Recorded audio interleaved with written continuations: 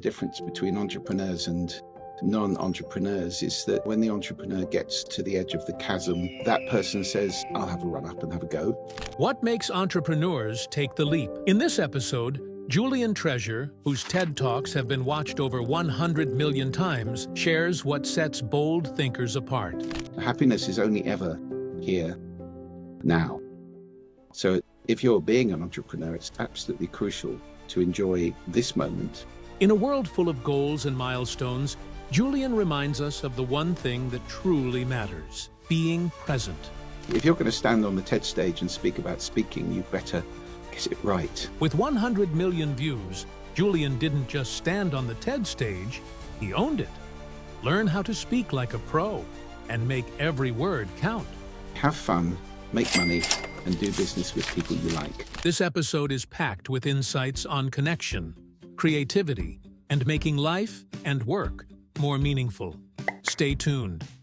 Hi, I'm Lydia here. So this is the Escape 9 to 5 podcast. I'm waiting for my guest today. My guest today is extraordinary guest whose name is Julian Treasure, a world-renowned sound and communication expert whose TED Talks have been viewed over 100 million times. Just thinking about the number, it's insane. He's the author of How to Be Heard and Sound Business and has dedicated his career to helping people communicate more effectively, both personally and professionally. For him. Hi, Julian. Thank you so much for your time. You're welcome. I'm really honored to have you on today because my podcast, I usually talk to interesting people who have an impact in the world and who have crafted this life for themselves, which is exactly you. I listened to your podcast on Stephen Bartlett, The Diary of CEOs, about how we can use sound more effectively. And then I realized I actually have listened to your TED Talk many times. I just didn't make that connection. So you really have touched many people's lives, and I really appreciate you doing that. Thank you. Who is your audience, by the way, Lydia? At the moment, I'm still building my audience, but because of my background, I spent 10 years in banking and now I'm doing my own startup. It's really a very selfish podcast. I name it as Escape 9 to 5. So I interview people who has escaped the 9 to 5 journey and on their way to craft their own life. I hope that it can resonate with people who are like myself. So that's my audience, target audience, I would say. Yeah.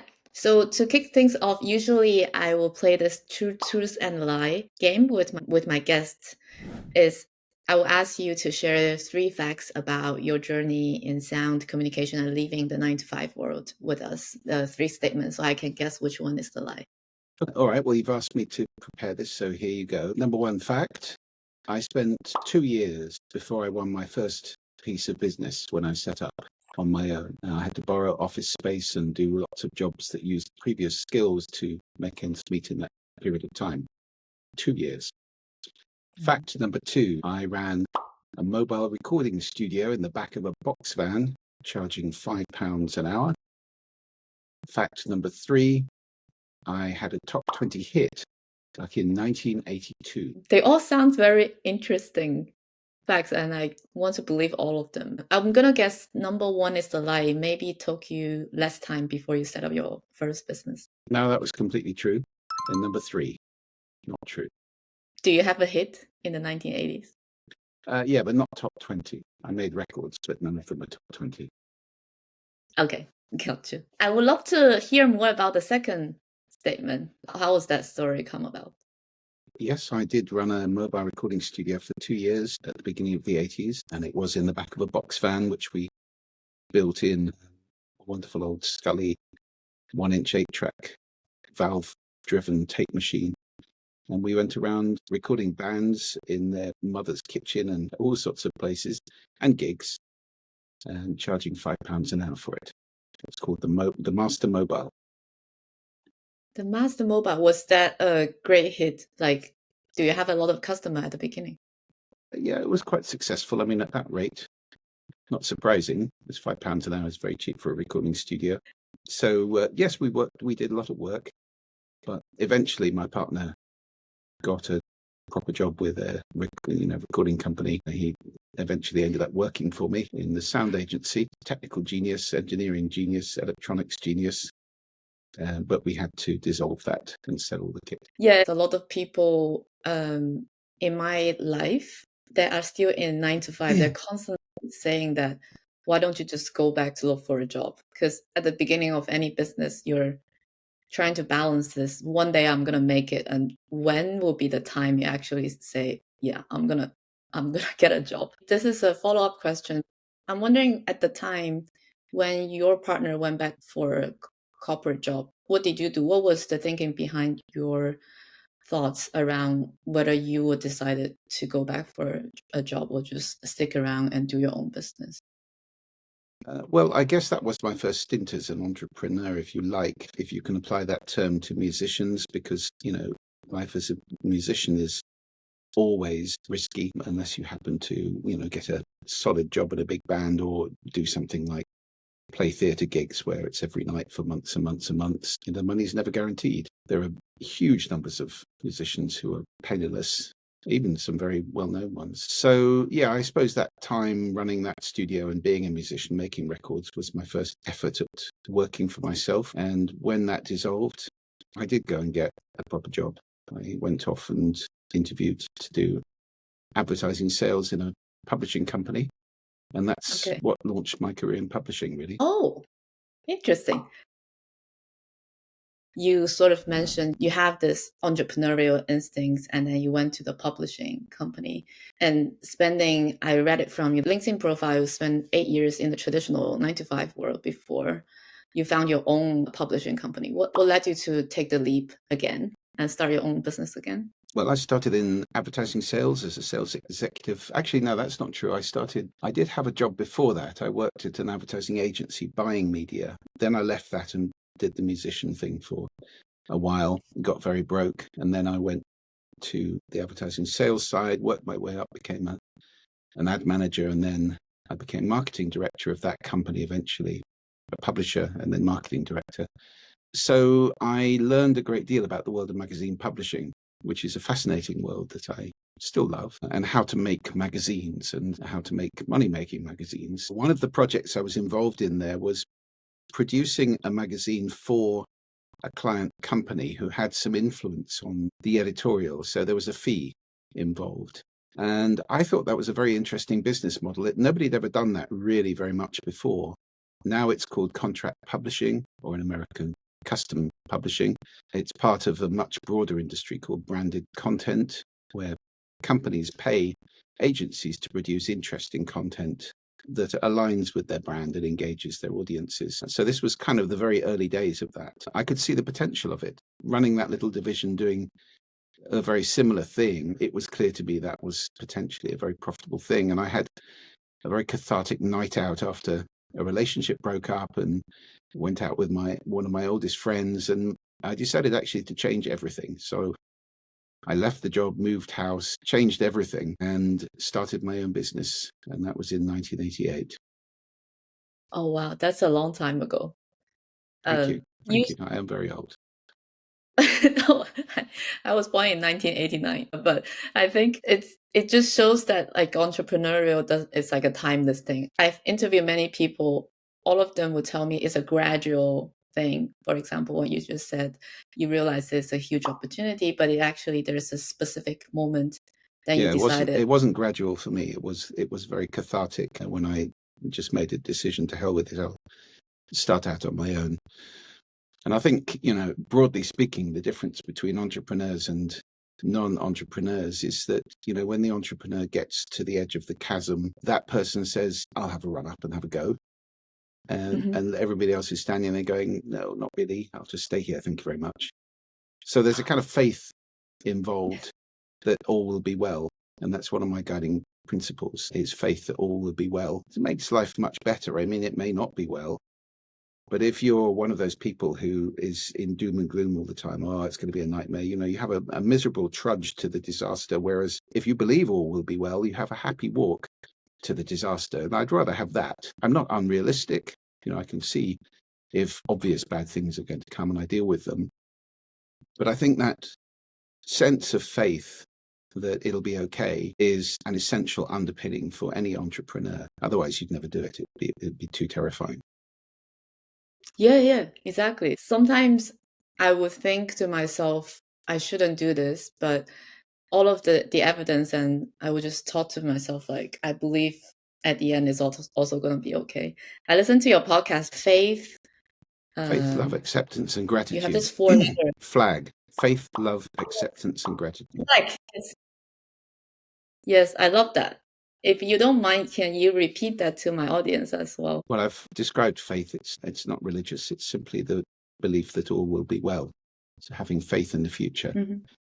Love is wishing people well, doing things for other people. But if you're in business to make money, that's completely redundant in my view. Making money is a useful yardstick. It's a measure of how well you do in making people happy. You're in business to improve the lives of other people, the customers, the people working for you. And if that's not your focus, I think you're in the wrong place.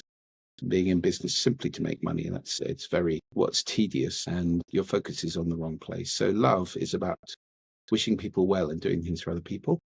Acceptance is about being where you are. I mean, one of the wisest things anybody ever said to me, which sounds obvious when you think about it, is we start from where we are. Well, it's amazing how many people don't do that. You know, they're denying or fighting against the current situation. If only this, why me, why this, all of that railing about things, resenting the past, worrying about the future and all that kind of thing, just accepting this is the situation, then you're in a very spiritually and mentally good place to do the right thing and take the next right decision. So acceptance is about not fighting where you are, but accepting where you are and then doing the best you can in that situation. And the G is gratitude, which is focusing very much on what you have, not what you haven't. An awful lot of people focus a great deal on what they lack. And, there's this belief that happiness is over there. When I have that house, when I have that job, when the company makes this much money, I'll be happy. Happiness is only ever here now.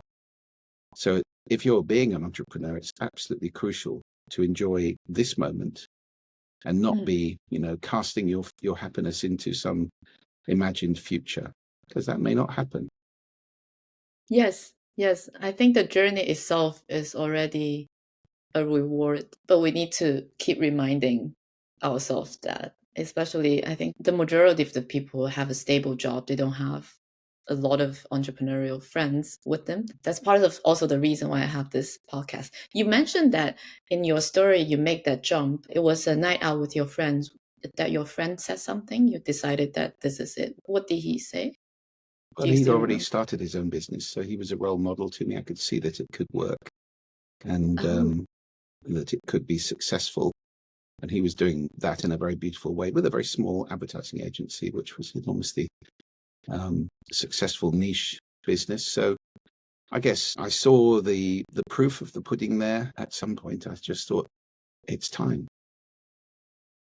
This is a great lesson. Like, we need people to show us the dream and it can be done. And I'm sure that you have learned, as you shared, that a lot of lessons in your corporate time as well. What were the biggest lessons you took away from your time in the corporate world that actually helped you succeed as an entrepreneur? Well, I was very lucky to have worked in some extremely dynamic and excellent organizations. I mean, starting with buying media in Saatchi in the very early 80s, when it was an incredibly dynamic advertising agency. And then at VNU Business Publications, which had been Haymarket, just when the PC was invented and there was an enormous boom in computer publishing. And so there was a great deal of energy, excitement in both of those places. And I think what I saw was the importance of teamwork, fun, and top quality people throughout. So I've always had a principle of recruiting people I think are better than me. And if you're not doing that, you're kind of institutionalizing degradation in your business. So if you're always recruiting people you think are better than you, that's going to give you a fantastic business. I remember a piece of advice I had from a printer we used to use, who told me, have fun, make money, and do business with people you like.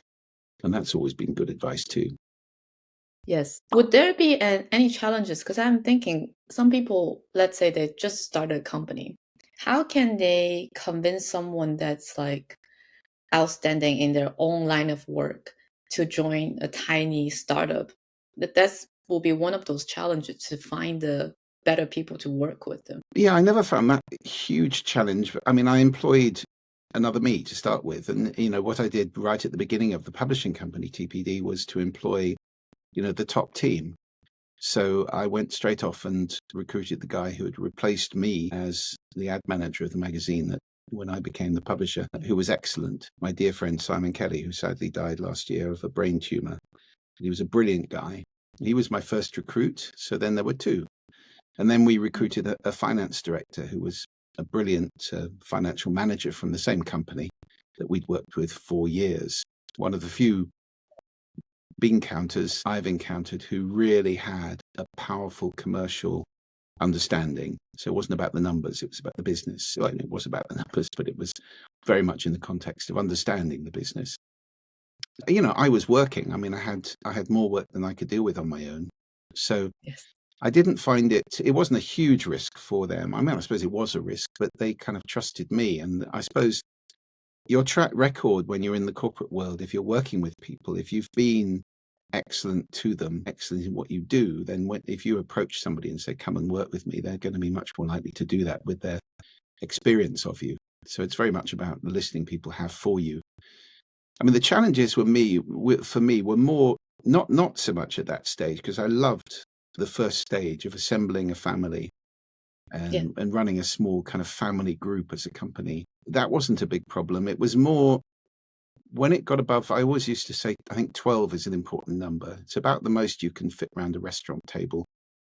Yeah. And as soon as you go out for a company event, and as soon as you've got two tables, you start to get the us and them.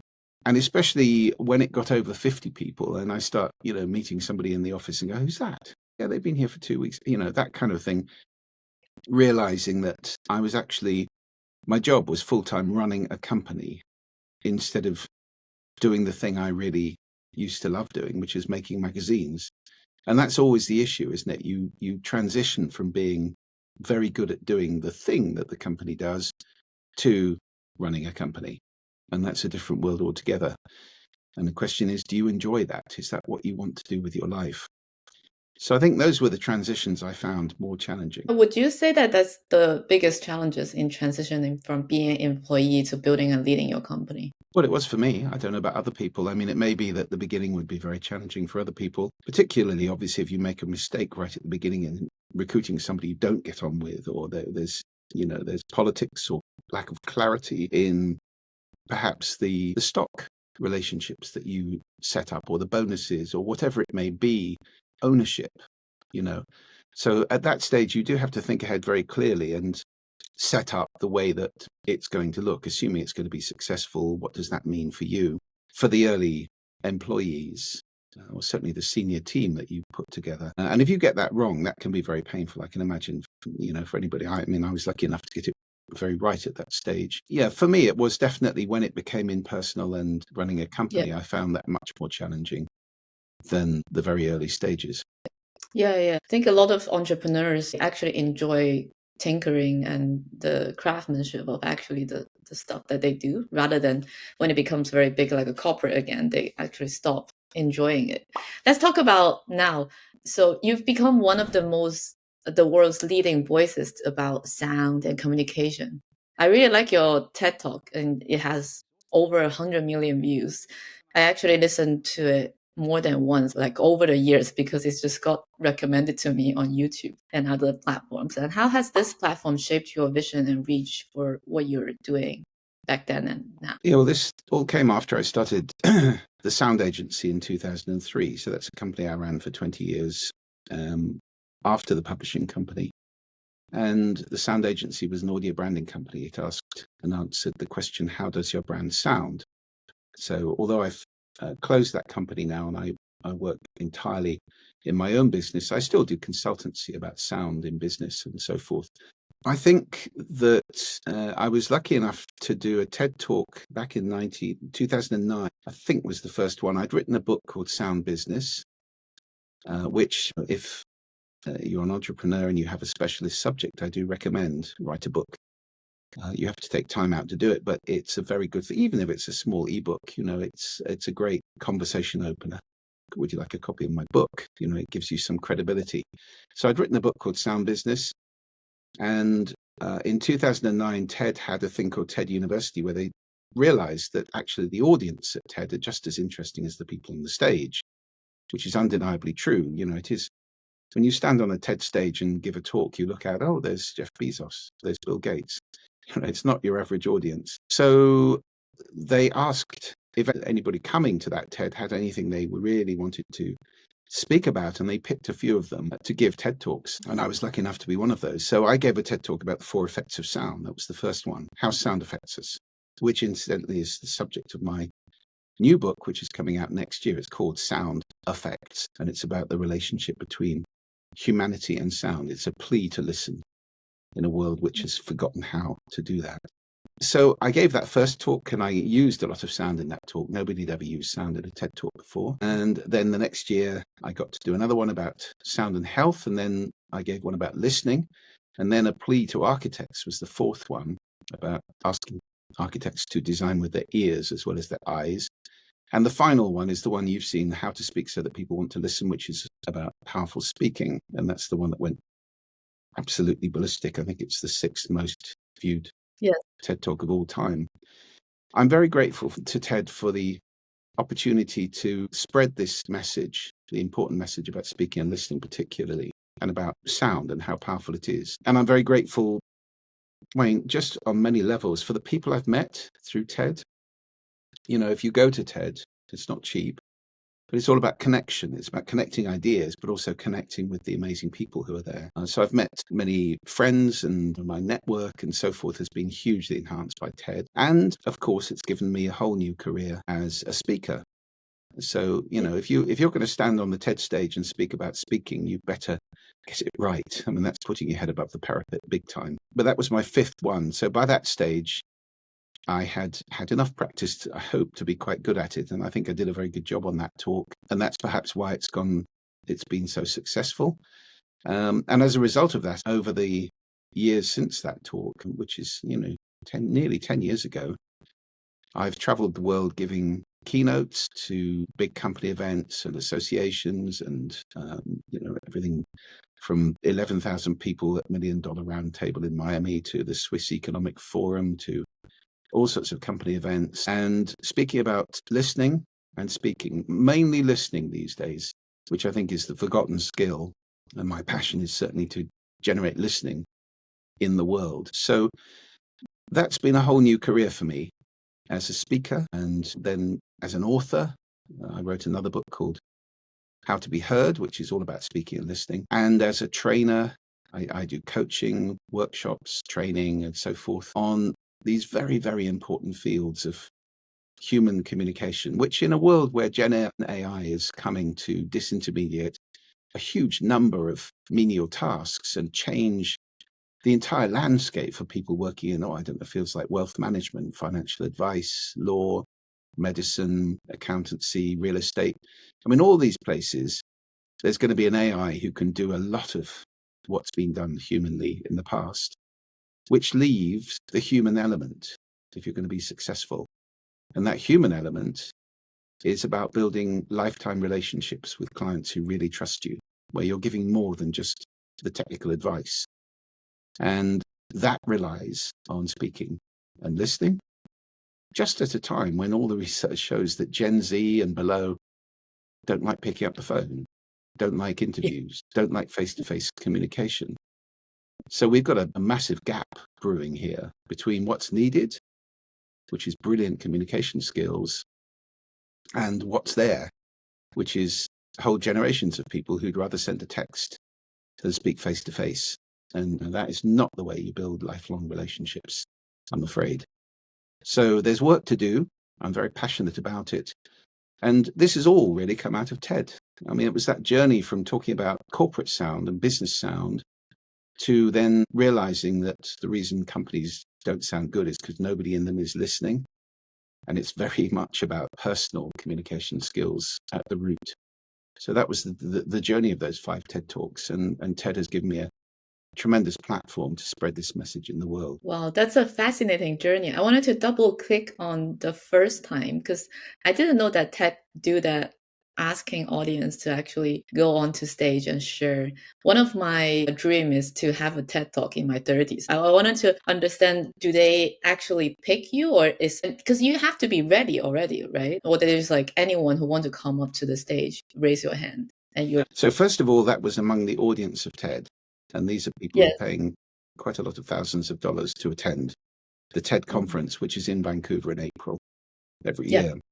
And back then it was in Monterey, actually a long time ago. So that's a specific on-ramp to TED. There are other ones, because this is one of the most common questions people ask me is, how can I get a TED talk? Well, first of all, you could try TEDx. And Chris Anderson, the head of TED, years ago, had this idea of letting people create their own TED events called TEDx events. Yeah. And there are thousands of those now around the world. He originally thought it would be half a dozen people on a sofa having a little TED home thing. But some of the TEDx events are bigger than TED. They've got more people attending than TED. TED's about 1,500 people. And they're very, very good, a lot of them. So, you'll meet a lot of people who said, oh, yeah, I've done a TED talk. And they actually mean a TEDx talk.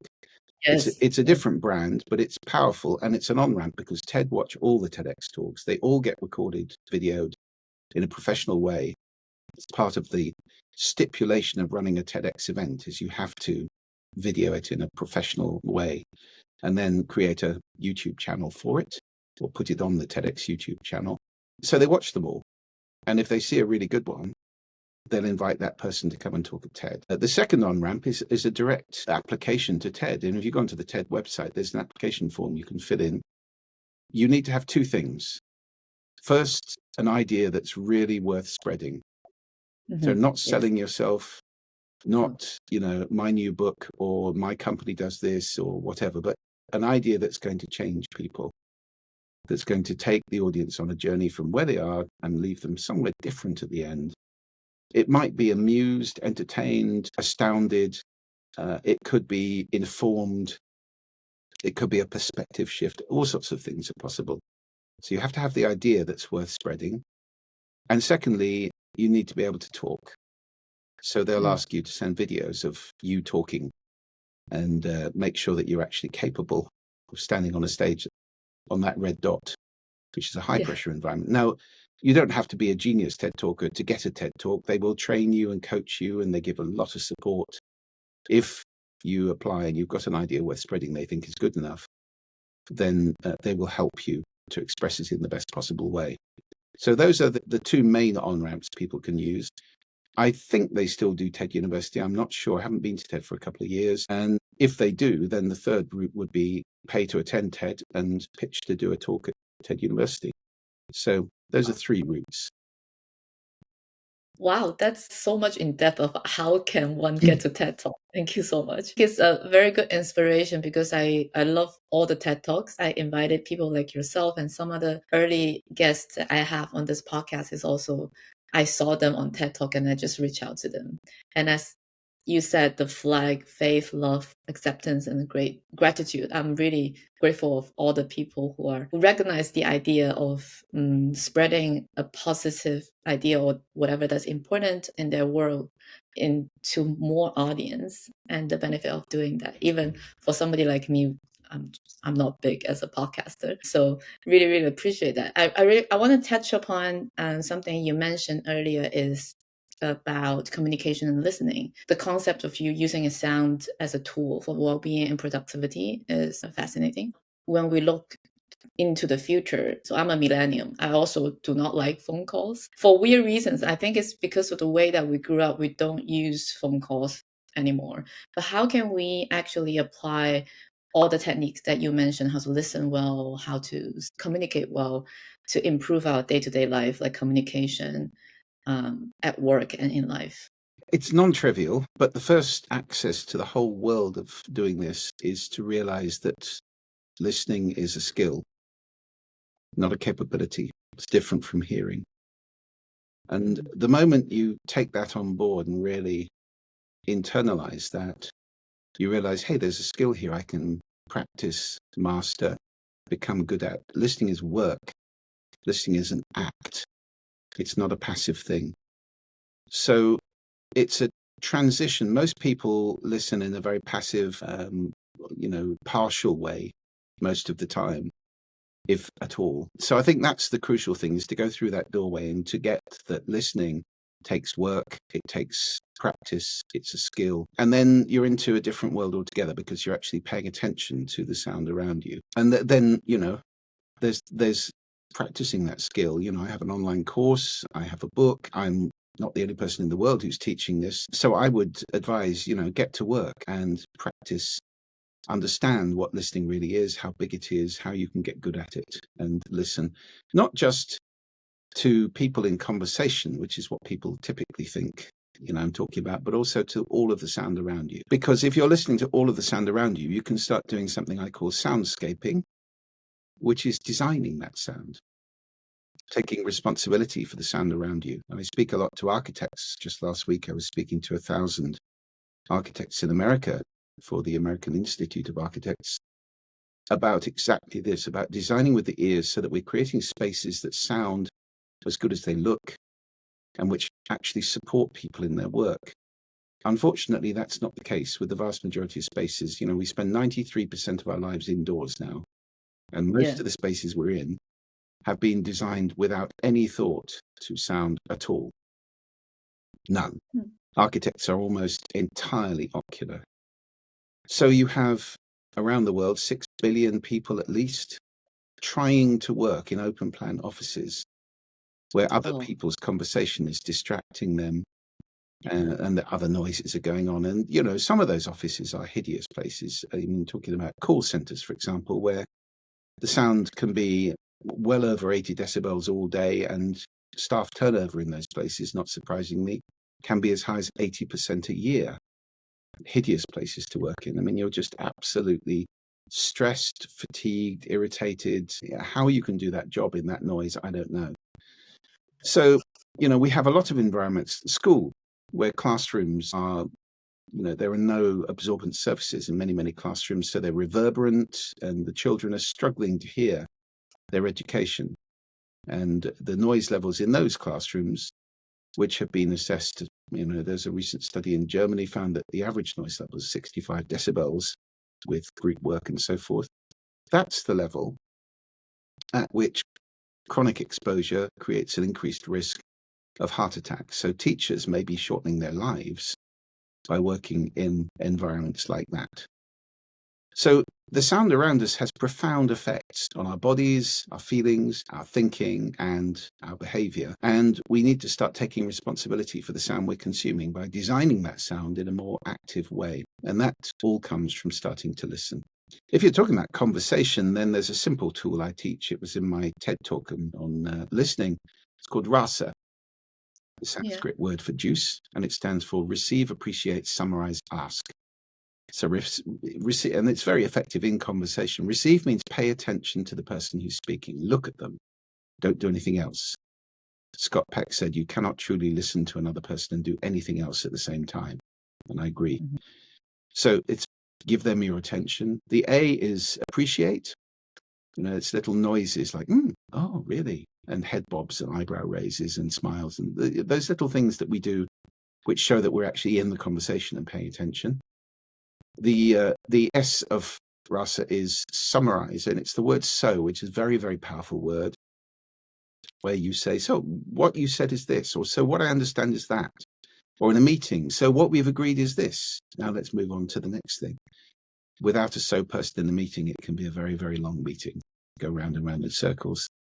And the last A of Rasa is ask questions, open-ended questions like why, what, which, when, where, who.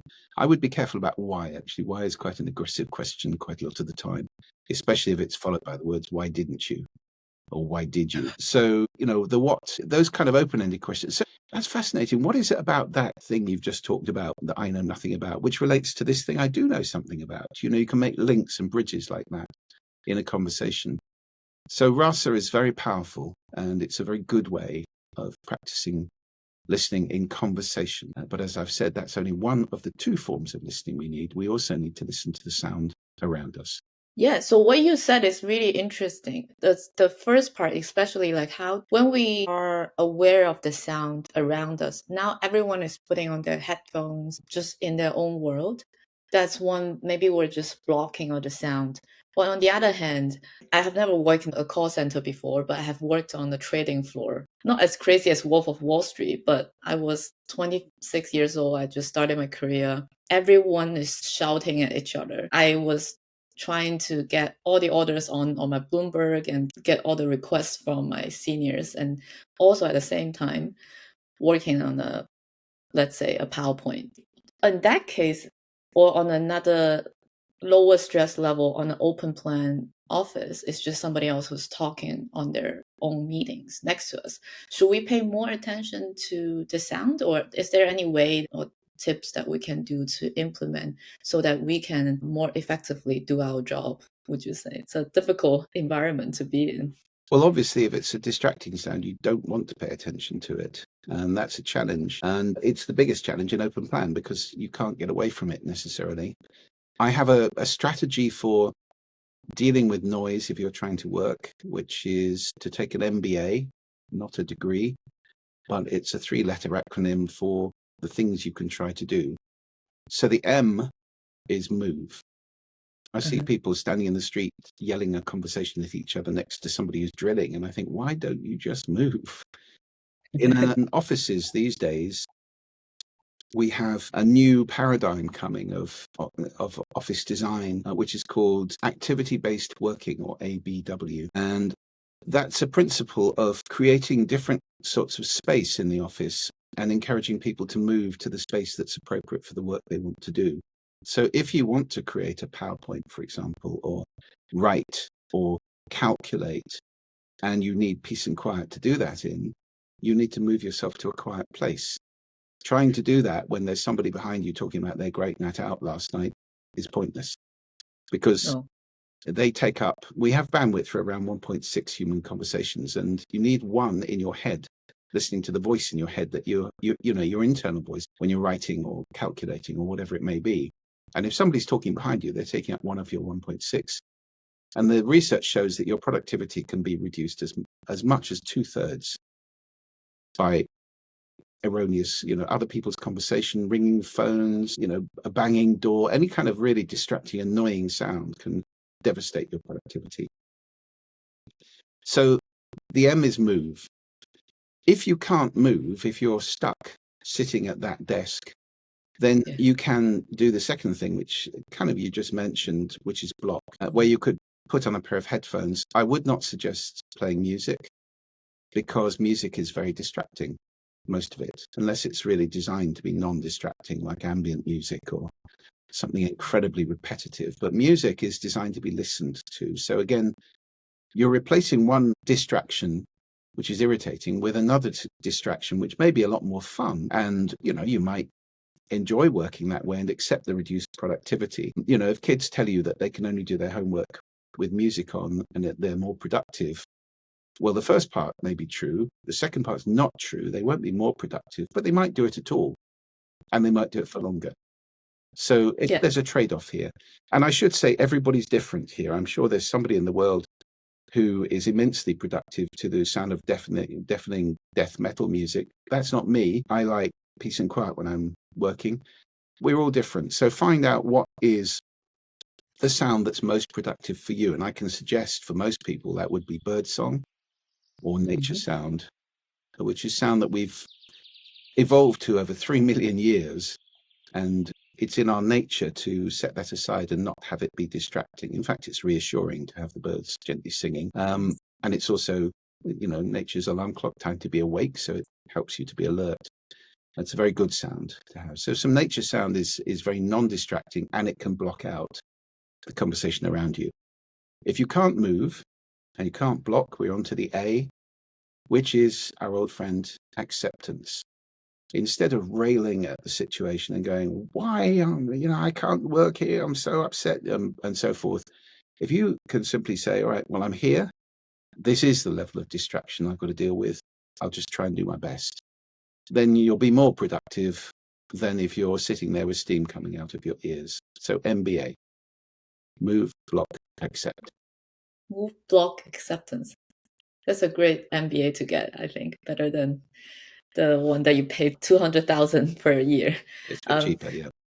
Yeah, I would be using that a lot. So I'm a startup founder. I found myself in the past several months, because I always have this idea of telling people, spreading the idea about my startup, which is in carbon removal financing. Actually, one of the reasons why we're connected on LinkedIn is I think you're connected to one of the other startup founder that I actually know of. I usually found it difficult when I try to tell other people about this concept. Usually I will frame my work as, so there's CO2 in the atmosphere. These companies, carbon removal companies, develop technology removing CO2 from the atmosphere and then selling the carbon credit, generate 1 ton of carbon credit, sell it to big companies. On paper, it's all good because big companies sign a huge contract with them. It could be 10 million, could be 50 million. But at the end of the day, they still need that 10 million, 50 million today to actually do the work. So if we don't get that money, we will still be living in a world with a lot of greenhouse gas in the atmosphere because they cannot put it into work. Me, as someone who come from capital markets and banking background, I see the opportunity there because there's an existing tool in the financing market. If I can aggregate all of those contracts, I can actually use that financing tool to help them get the money today. And that's what I want to do for my carbon removal financing company. I'm frustrated that nobody's doing that. This is why I am doing it. So that's usually my pitch. I think it's a little bit too long. My friends will be telling me there's no emotional, like the storyline there as well for somebody who is not already in the space. As somebody who's like a communication expert, what would you say to that? Yes, too long.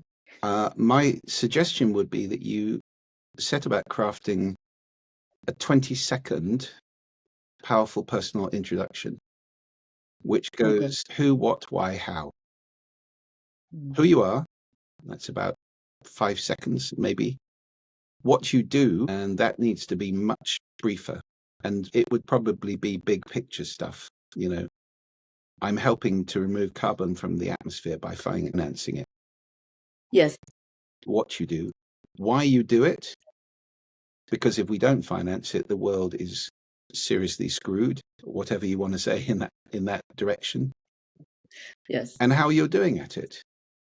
Do you have any success at the moment? Do you have any, results to show that, this is an effective way of doing it, or, even just potential? So who, what, why, how? Try and go for 20 seconds. If, it's 30, you're fine. But I mean, what you just said to me was more like a couple of minutes. Yes. People's eyes will glaze over because there was jargon in there. Yeah. Go for zero jargon. And if you want to, put the corporate message across, then a simple kind of structure I would suggest for you, which you can do in short videos or in single pages, that kind of thing. And, this works equally if you want to do it in an entire huge document. What's the problem? Then have some empathy for the results of that problem for people. How does it feel? Then what's the cost of this problem persisting? What's your solution? And then what's the return on the solution, the reward? So PECSR, problem, empathy, cost, solution, reward.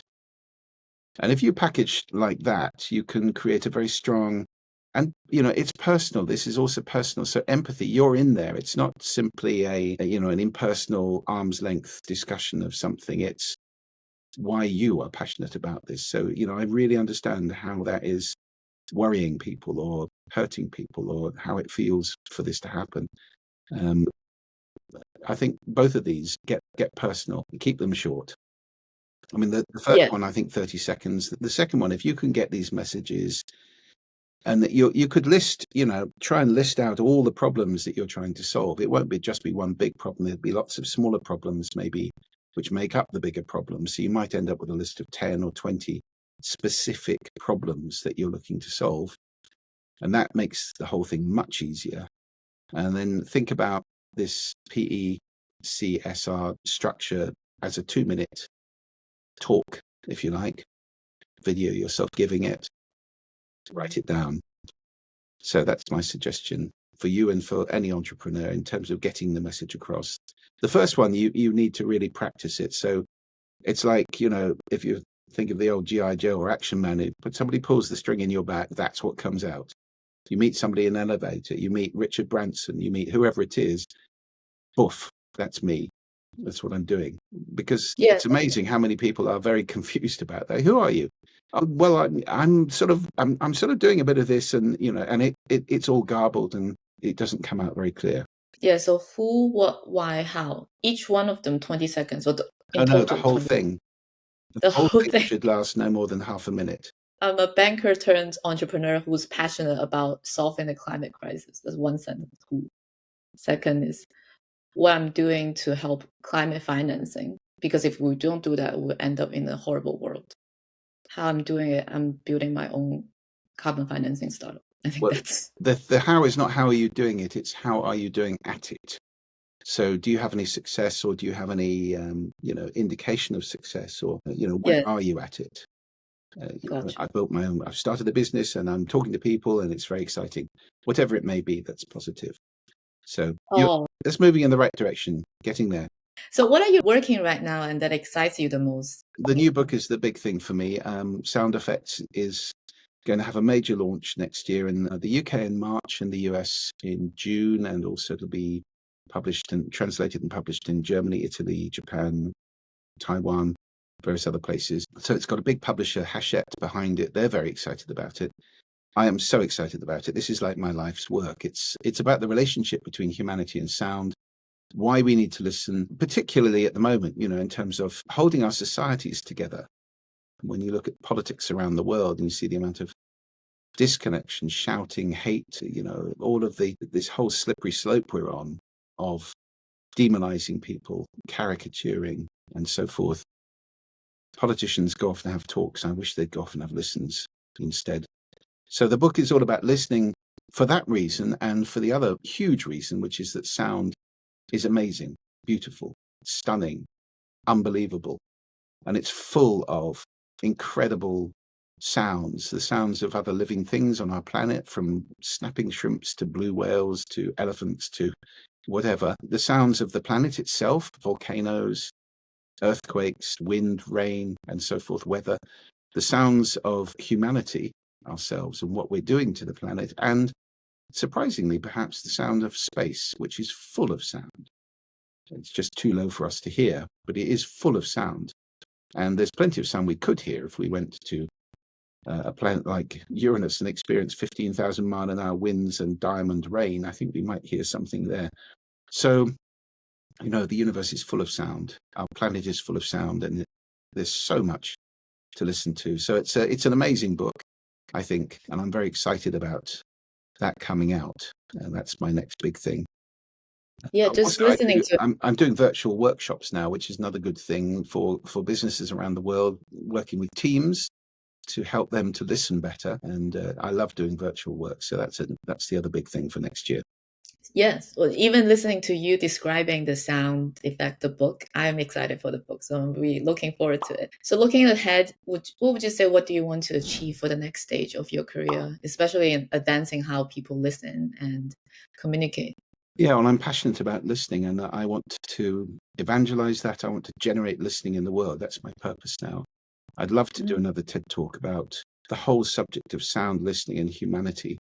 And I'll certainly be pitching to do that in the next year or two. So that's really, I would love to get to a stage where every child in every school in the world is taught how to listen first. Because if we taught them how to listen, how much more of their education would they receive? And how much better would the world then be with everybody listening properly? That's the end game. Yeah, that's very powerful. Would you say that would be the legacy you hoped to leave when it comes to how people think about sound and how we listen? Oh my goodness, yes. If I left that legacy, I would be dying a happy man. When I listen to you, I can tell that you're a very calm person, and it actually helped me to listen better. But when we talk about this topic of how to listen well, I can't help but think how fast-paced these days are as a society in general. So that might be a major shift of how business and individuals we should approach sound. If we can all do one thing that change in our everyday behavior. Just to shift a little bit, what would you say that we should do? Yeah, well, clearly for me, listen. I mean, I do work with the guy who wrote the book Slow, whose name will come back to me in a moment. And slowing down is a good thing because we need to perhaps become a bit less frenetic and distracted. I love that book, Indistractable by Nir Eyal as well. But Oh, yes. my main thing Yeah. would be listen. Listen to the sound around you, design with it. The sound that you make as an entrepreneur running a business is powerfully affecting your employees, your customers, your customer experience. You know, we experience the world in 5 senses, not one. So my main message is start listening. Yeah, start listening. You touched upon technology before. Is there any emerging trend or technology in the sound space that you think can redefine the way we communicate in the future? Yeah, actually, there's a lot happening right now in technology and sound. First of all, spatial. And that is starting to take off big time. And I don't think this is going to go the way of 3D in films, which became a fad and fizzled. Spatial sound is the way we experience the world naturally. So the whole idea of 2 loudspeakers in front of you is not natural. I mean, that kind of came from being at a performance where the orchestra is typically in front of you. Nevertheless, spatial sound is starting to break down that. And we're seeing, you know, there's a battle now between Dolby Atmos and Sony's spatial sound. I think Dolby will win. Many people have got Atmos already installed in TV systems in their homes. And we'll start to experience music that's made spatially. I'm a big fan of Stephen Wilson, who's a leader in this field, wonderful music and a genius at spatial sound mixing. So that's one big thing. The second big thing in sound is generative sound. I helped to launch a company called Mood Sonic, which installs biophilic, that is nature-based sound in offices for big companies around the world. And it's generative, which is to say it's created live by a computer based on probabilistic algorithms. It's not loops, it's not recorded. So it's just like natural sound, and it doesn't have irritating repetition. So generative sound, I think, is a big thing for sound in spaces. And the third thing is audio computing, an audio user interface. And there's a TED talk by a guy called, I think, Jason Rugolo, which everybody should watch, from the last TED, where he demonstrates AI audio input. He's talking to a computer, which is, you know, a very different experience to talking to Alexa or Hey Google or any of those things, which are pretty dumb at the moment. This is hugely intelligent, interpretive.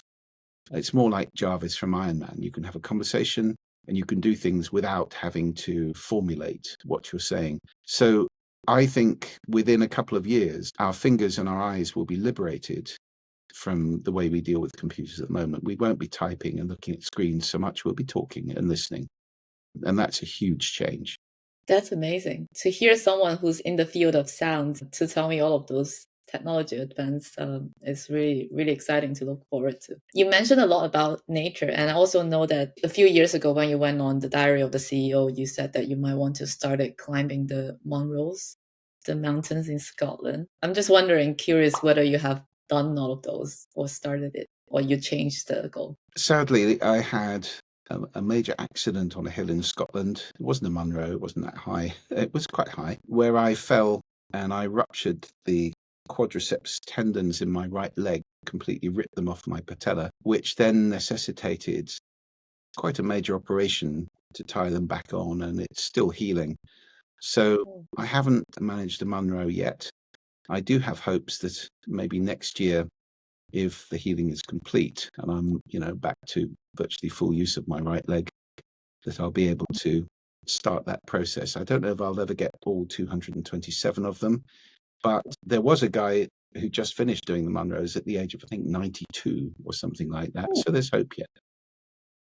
Yeah, of course. First of all, I'm sorry to hear that you injured yourself, but I believe that you'll get well soon and you start doing all of those things again. Let's go to the lightning round. Are you ready?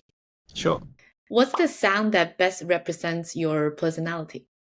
It's my voice. That's a good one. What's the one sound you could listen to forever without getting tired of it? Summer rain on leaves outside a window. Beautiful. If you had to create an audio logo for your life, what would it sound like? I think I get quite symbolic on this one. I probably have the sound of a flag fluttering in the breeze, which is a sound I like, but it's also symbolic, of course, of my values: faith, love, acceptance, and gratitude. That's amazing. I wanted to ask an add-on question. What's the best and worst advice you've ever received? Best advice, I think I always remember the advice my father gave me: the best is the enemy of the good. So not stopping because you're trying to achieve, if you can't achieve perfection, there's still going to be something you can do. The old 80-20 rule applies. And I've had a lot of success in my life with doing good, not necessarily the best, but good. As long as you're pointing in the direction of the best, then sometimes it's okay to settle for good, but certainly not being stopped by failing to achieve best. So the best is the enemy of good. That's a very good piece of advice. Worst advice? Well, anybody who's ever told me to worry about the future, really, I don't believe in worrying. I am very focused on being here now, being in faith, love, acceptance, and gratitude, and doing the next right thing. Given that happiness is always only ever here and now, worry is generally completely pointless. I think it just poisons the current moment experience and doesn't achieve anything at all. So, Yes, that one. that's a great one. Always being at the present and do our best, I can say. I have a closing tradition, which is we have a question from the previous guest. So his question, he's also a young entrepreneur. His question is, if there is one thing people could remember about you, what would it be? Inspiring people to listen. So if people Great. think of me, I'd love them to be inspired to listen. You've definitely made that impact on me. I'll carry that with me from now on. Can you leave a question for the next guest?